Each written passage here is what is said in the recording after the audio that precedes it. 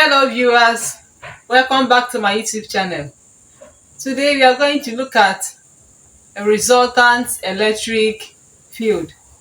We all know that electric field deals with charges, and the region in which an electric charge is experienced by a body is said to be what? An electric field. And we also looked at Coulomb's law in my previous video. We are able to solve for electric field. But we still need to know that electric field is a vector quantity, so we can still find the resultant electric field. So let's look at this question on the board.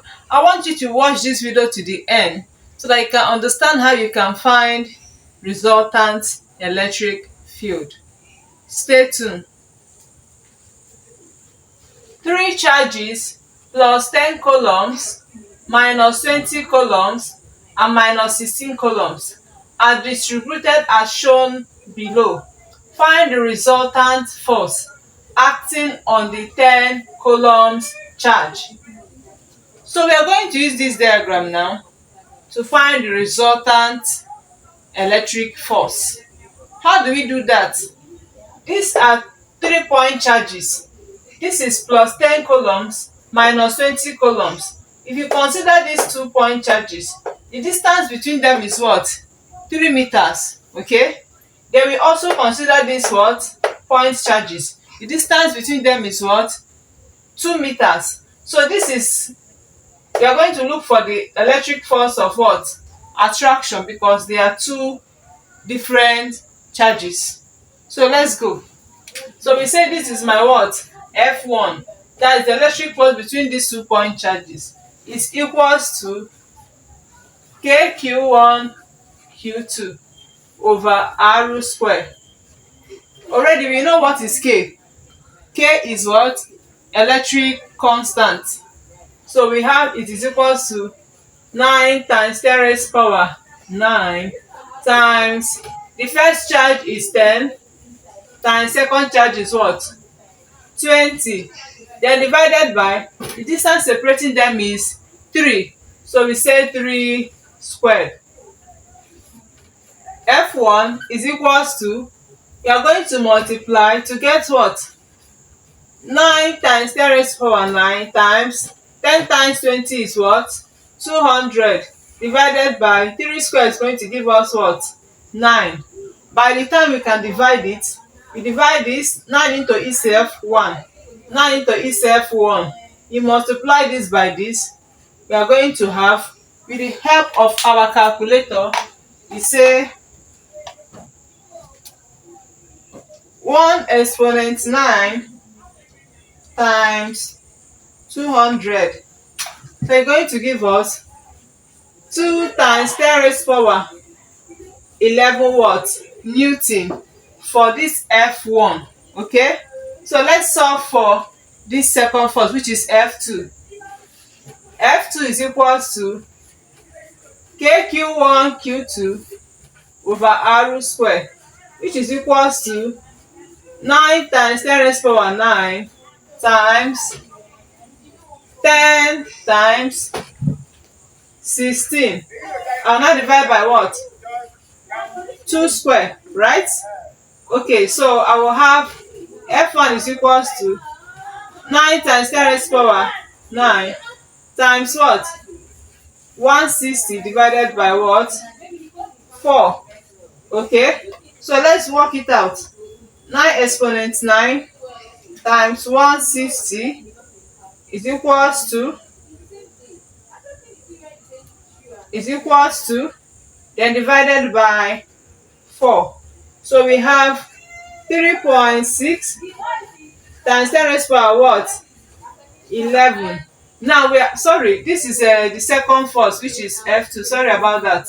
Okay, we have gotten our F1, that is the force from here to here, and F2, the force from here to here. So stay tuned. Let us get the resultant electric force. Okay, so let's get the resultant. So the first force is going this way, and the second force is going this way. So this is my what? This is my F1 is 2 times 10 raised power 11 Newton.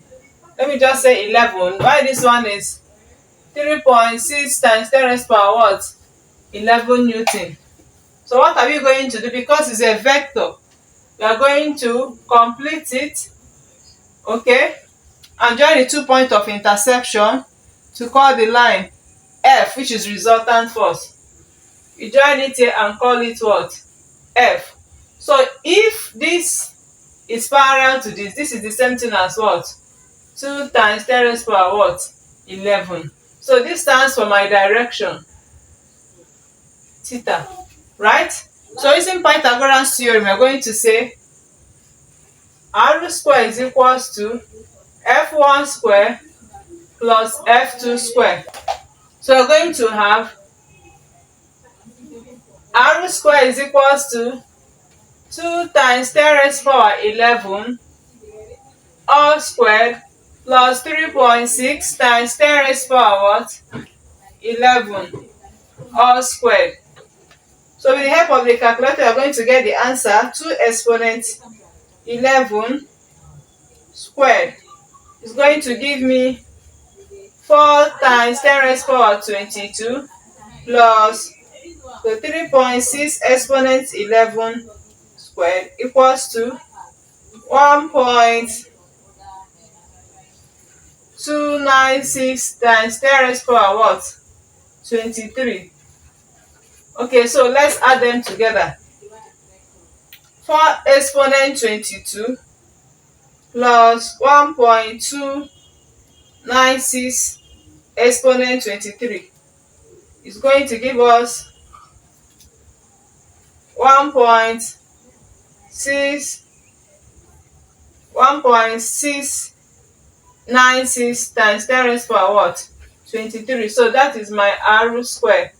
So my r will be root of 1.696 times 10 raised power 23. So I will just say root answer is going to give me 4.11. I can say 4.12 approximately times 10 raised power what? 11 Newton. So this is how we can get the resultant electric force. But because an electric force is a vector quantity, so we are going to solve for the direction using tan. So let us solve for the direction. Okay, using tan, we say tan theta is equals to opposite over adjacent. That is 2 times 10 raised power 11 divided by 3.6 times 10 raised power 11. Let's divide it. 2 exponent 11 divided by 3.6 exponent 11 is equal to 0.555. Okay, so tan theta is equal to 0.555. Now I want to get the angle, so we say theta is equal to tan inverse of 0.555. So we'll do shift tan 0.555. So I have my theta to be what? 29.03 what? Degrees. So my direction is 29.03 degrees. Now the resultant of the force is 4.12 times 10 raised power 11 newtons, and the direction is what? 29.03 degrees.